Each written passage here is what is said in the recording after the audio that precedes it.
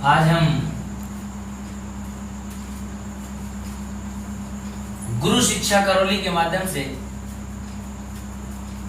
आगे की तरफ कदम बढ़ाते हैं। कल हमने संज्ञा के बारे में पढ़ा था कि संज्ञा किसे कहते हैं, संज्ञा कितने प्रकार की होती है। तो हमने उसको उसी तरीके से बताया कि संज्ञा कॉमन तरीके से संज्ञा 5 प्रकार की होती हैं और अब आधुनिकता की दृष्टि से संज्ञा 3 प्रकार की बताएंगे। आज हमने उसका दूसरा रूप कि जो संज्ञा है उसे अन्य रूप में कैसे लिख सकेंगे और उसको दूसरे रूप में किस तरीके से शब्दों में बताएंगे, उस चीज के बारे में आज पढ़ेंगे। तो उसका नाम है सर्वनाम। सर्वनाम कैसे है, क्या क्या काम आता है, कितने प्रकार हैं, कितने हैं, ध्यान से सुनो इनको कि कितने हैं, क्या है इसका मतलब, कैसे इनका प्रयोग किया जाता है, कब कब प्रयोग होंगे, कहां कहां प्रयोग नहीं होंगे। तो आज हमारी क्लास सर्वनाम से शुरू होती है। सर्वनाम को इंग्लिश में प्रोनाउन कहते हैं। सर्वनाम को इंग्लिश में प्रोनाउन कहते हैं। और प्रोनाउन का मतलब क्या होता है, तो हम एक छोटी सी डेफिनेशन से समझते हैं कि सर्वनाम का मतलब क्या होता है। संज्ञा के स्थान पर, संज्ञा के स्थान पर जिन शब्दों का प्रयोग किया जाता है उन्हें हम सर्वनाम कहते हैं। उन्हें हम सर्वनाम कहते हैं।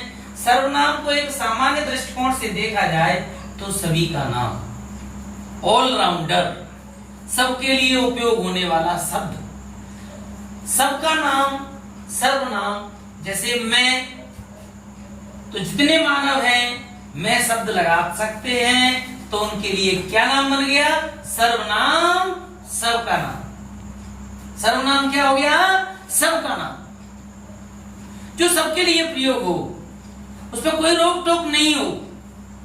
जैसे अगर मोहन कहेगा आप तो फिर सोन भी कह सकता है आप, तो सीता भी कह सकती है आप। सीता से कहेंगे तुम, तो तुम, अन्य सभी लोगों से तुम कहा जा सकता है, इसलिए इसको कॉमन नाम रख दिया। सर्वनाम का मतलब होता है सबका नाम।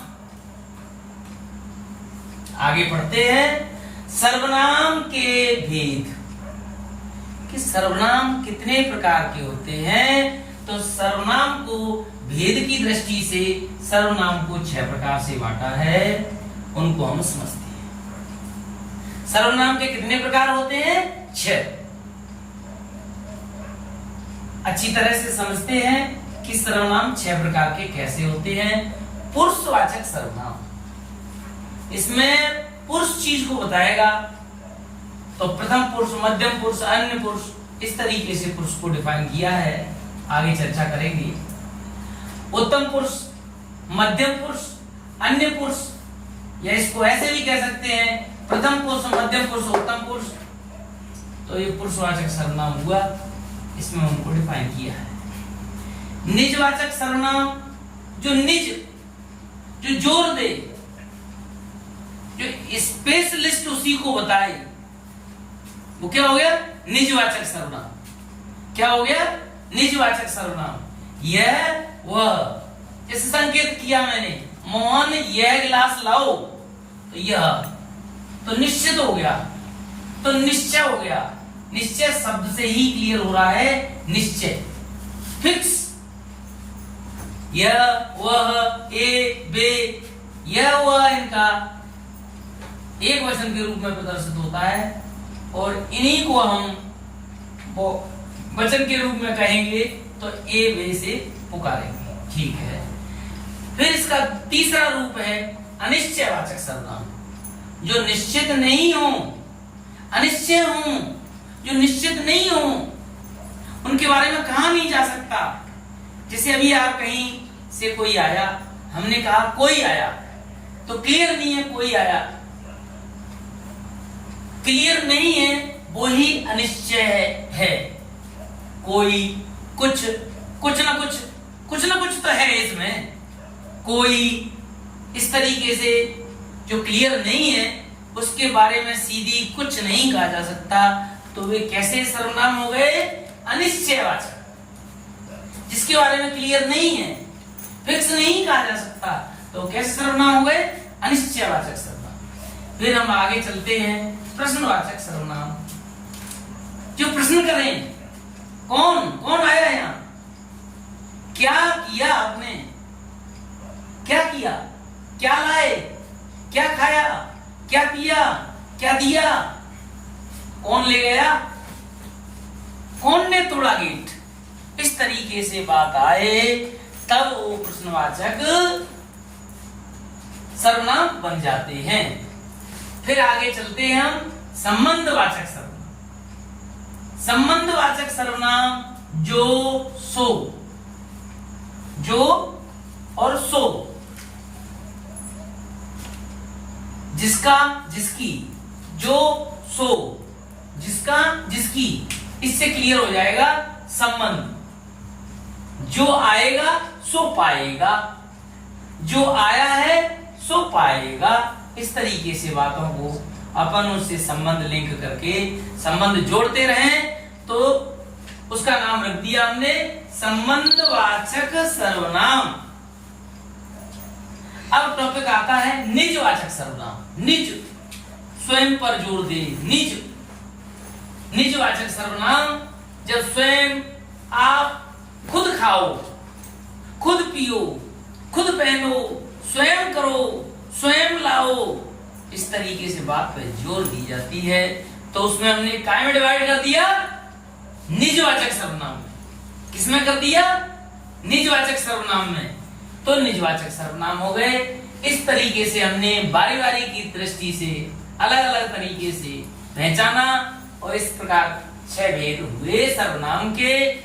दोबारा रिवाइज करते हैं। पुरुषवाचक सर्वनाम और निजवाचक सर्वनाम, अनिश्चयवाचक सर्वनाम और प्रश्नवाचक सर्वनाम, संबंधवाचक सर्वनाम, निजवाचक सर्वनाम, 6 प्रकार हुए। अब थोड़ा सा दृष्टिकोण यहां डालते हैं कि इसमें ये क्या है।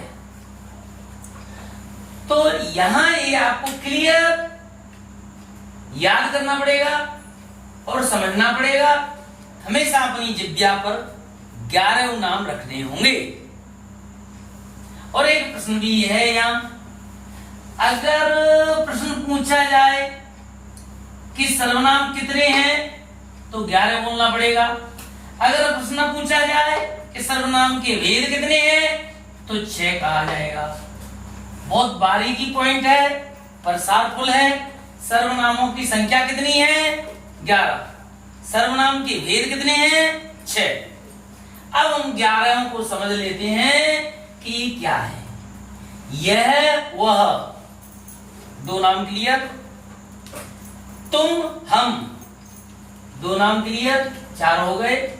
कोई, कुछ, कौन, क्या, आप, जो, सो, याद भी इसी तरीके से करने हैं। फिर दोबारा रिवाइज करते हैं। यह, वह, तुम, हम, कोई, कुछ, कौन, क्या, आप, जो, सो, टोटल संख्या हुई सर्वनाम की हिंदी में 11 और हिंदी में भेद हुए 6।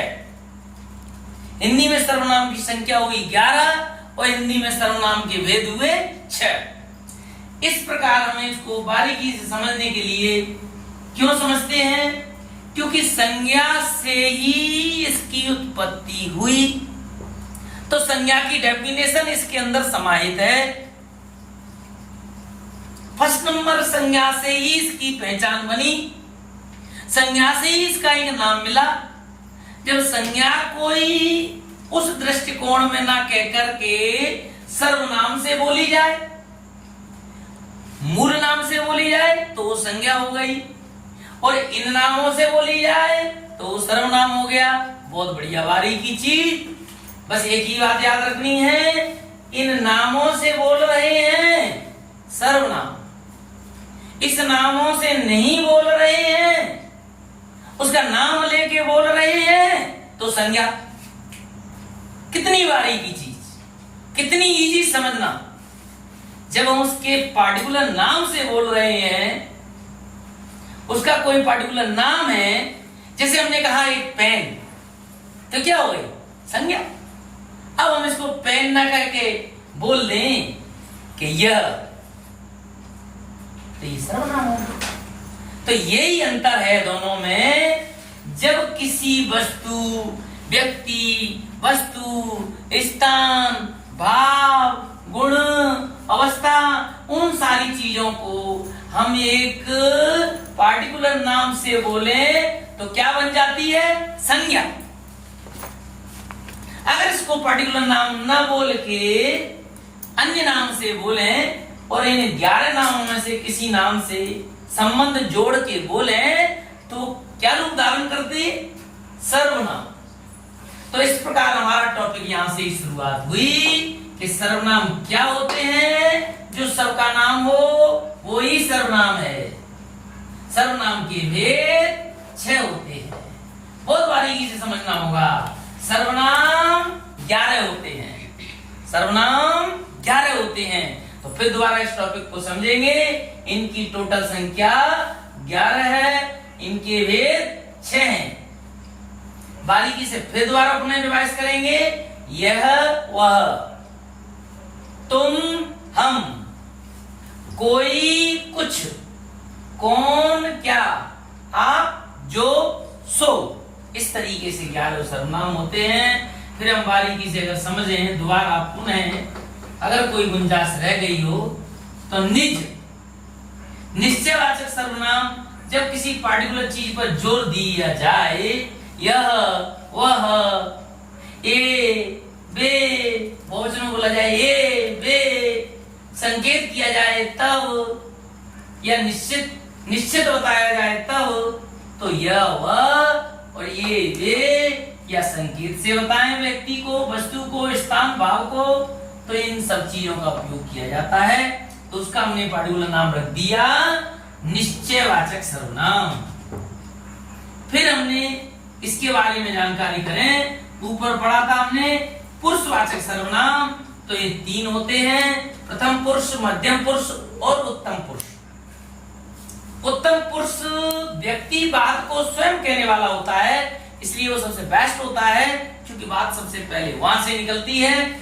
फिर मध्यम पुरुष श्रोता होता है, फिर प्रथम पुरुष यह, वह, यह अन्य आदमी होता है। इस तरीके से इनको पुरुषों को विभाजन किया है सर्वनाम में। फिर अनिश्चयवाचक हैं, जिनका निश्चय नहीं किया जा सकता, तो इसकी निश्चित है कोई और कुछ। जैसे सपोज करो राधा गेट पर गई, तो राधा ने, कोई अपरिचित व्यक्ति आया, उसने कही कोई आया है, तो कैसा सर्वनाम हो गया? अनिश्चयवाचक। अब राधा ने देख लिया डिबिया में कुछ, अब वो बंधा हुआ है, तो बोली मम्मी से, मम्मी डिबिया में कुछ, तो कुछ, अनिश्चयवाचक। निश्चय नहीं था कि उसमें टीकी है, बिंदी है, रुपया है, पैसा है, इसी तरीके से उसमें कुछ लगा, तो क्या हो गया? वो अनिश्चय। अब हम आगे चलते हैं प्रश्नवाचक सर्वनाम पे। कौन, क्या। कोई पुरुषवाचक, कोई व्यक्ति चीज आए तो कौन आया, कौन ने घंटी बजाई, किसने, कौन आया, कौन, क्या, क्या चीज ली, इस तरीके से आए तो उनको प्रश्नवाचक सर्वनाम कहते हैं। संबंधवाचक सर्वनाम जो और सो। निजवाचक आप, स्वयं, खुद। स्वयं के लिए किसी बात को बाध्यता लेके कहना और स्वयं के लिए वो बात करना, कहना, बोलना, तो निजवाचक सर्वनाम कहलाता है। इस प्रकार आज हमने सर्वनाम के बारे में जानकारी ली और इनको रिवाइज करें, अच्छी तरह से समझें, एक एक चीज को बारीकी से समझें। इसी प्रकार हमारी क्लास का आज यहीं पर विराम होता है। हमारे चैनल को आप गुरु शिक्षा करौली को सब्सक्राइब करें और इसको महत्व दें, इसकी बारीकी को समझें।